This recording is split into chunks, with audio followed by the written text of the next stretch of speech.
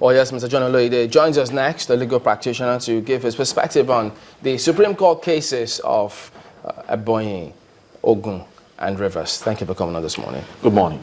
Well, if we start with that of Rivers, I mean, Ogun, it looked pretty sure that that was going to happen. It was consistent. But that of Ebonyi and Rivers particularly, were surprised, as many say they are disappointed, others maybe. But were you surprised in any way about this? Not at all.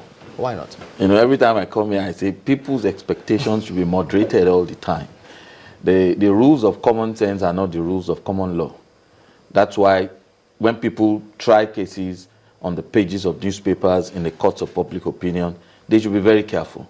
Because when the fallout comes, the pronouncement of the court, particularly the apex court in the land, then people are disappointed. And some people will begin to say, oh, the judiciary is compromised because the decision of the court has not gone their way. But it's not so. I wasn't surprised. I mean, well, maybe because of my training, you go into the courtroom expecting anything. Until that final decision is given, no lawyer can boast or thump his chest. But you know, some politicians were preparing for the next thing because they assumed that certain judgments were going to go in a particular way. And it was their lawyers who were giving them this kind of confidence. Yes, I saw a funny caption yesterday. They brought back something about somebody dancing skelewu. You can imagine the kind of music that would have been prepared by some other side.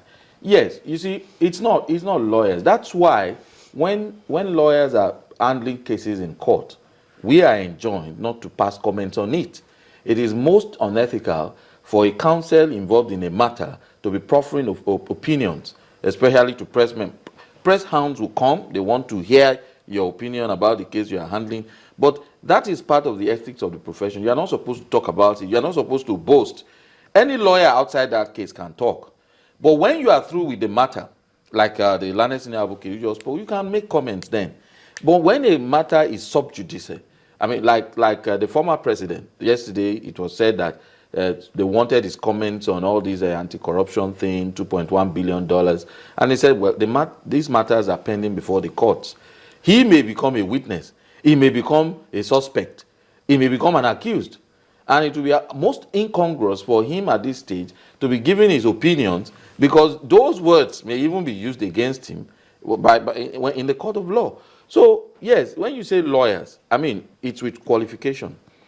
Many lawyers who know their onions, they do not pass comments. And I always say, a good lawyer knows from his chambers what case can be won and what case can be lost.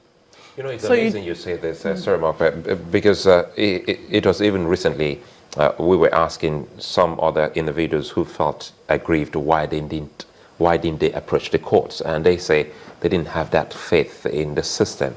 But you said it doesn't come out that way. You go in there, you just might think that it's going to pan out this other way, but it comes out, and sometimes if you're really aggrieved, you just might have the wrong right. Let's take it from the perspective. I mean, we have not had the ratio, the reasoning behind the decision of the court. Yes.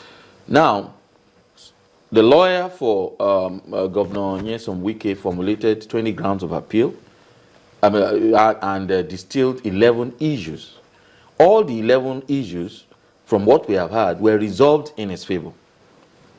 And the leading judgment was given by no less a person than Kekere JSC.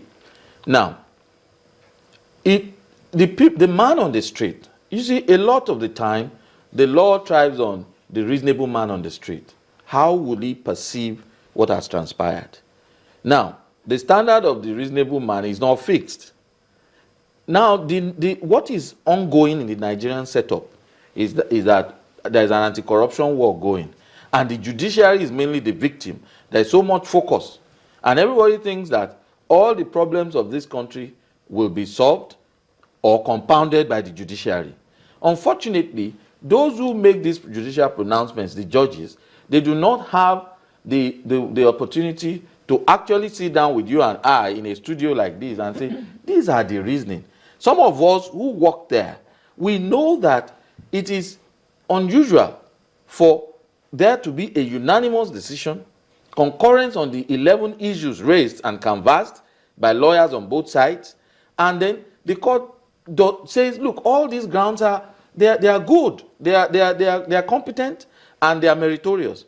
Now, it's a very simple issue. What it turned around essentially has been whether rules or directives can override the law. There's always been precedent that says, no matter, even apart from election matters, in respect of court matters, when there's a conflict between the rules of court, there's what we call rules, and there are statutes. That is law per se, substantive law. And then there are rules. Where there's a conflict between the rules of court, which might have been drawn up, or practice directives that might have been drawn up by the chief judge of a particular court system, the law will always override rules of court. That is what has panned out now. INEC as a judicial body, an independent umpire, an umpire that is not supposed to be biased, that is not supposed to favor anybody, came out with directives that will make their job easier. Now, there was no concurrent amendment of the Electoral Act to reflect, to include these rules and directions. By INEC. INEC could not have done it. Oh, the legislative bodies should have done it. And that's the problem Nigeria has. People talk about a lot of things that our law books have not made provisions for. The anti-corruption war that is going on, there are a lot of things that are flying in the air without concurrent amendment of the statute books to take care of all these problems. Yeah, but Mr. Lloyd, Yes. let me jump in there so that you could also add this while you conclude your thought. The thing is, yes, that's a fact. And the judges in the tribunal and courts of appeal, eminent, qualified, Yeah. they know all this. But they still give those kind of judgments. They are presumed to know all this, but they are also allowed to err. And that's why there's a Supreme Court. Consistently erring. Well, look, it is very difficult for you to get a concurrent decision of the Court of First Instance and the Court of Appeal set aside at the Supreme Court. It's usually a Herculean task. And I want to impress it upon Nigerians, those who have doubts about the workings of the judiciary, whether this judiciary can save us. I want them to know that in this particular instance, we should give it to the Supreme Court without even seeing the reasoning. When you go to the Supreme Court, it's not an easy job. Very few lawyers ever make it there.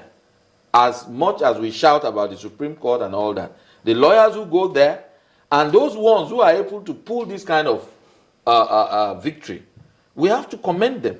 Should the Supreme Court have spokespersons who will be speaking to us? No, that's not possible. This is why. The moment a court of law begins to reason with the man on the street. No, just to explain their position after judgments. That's all. Incidentally, those of us we are the buffer between the court system and the Nigerian people. Of course, the problem is the opinions of lawyers vary according to their affiliations. Some of us are pro-ruling party, some of us are pro the opposition party. Most of us have some interests, and so that's what I know that. The media, they are usually not satisfied with talking to lawyers because when you call 1,000 lawyers, you have 1,000 opinions, and you confuse the people more. It comes back to lawyers like yourself. My thinking here is, as a lawyer, you have a whole lot. You owe a whole lot to your client, yes. And if you have your facts and everything in place, it would mean that your advice could be less proceed or less back down. Do we get that from lawyers? What do you want me to say? In the Nigerian setup, many a time, lawyers give opinions on the basis of needs. Many a time.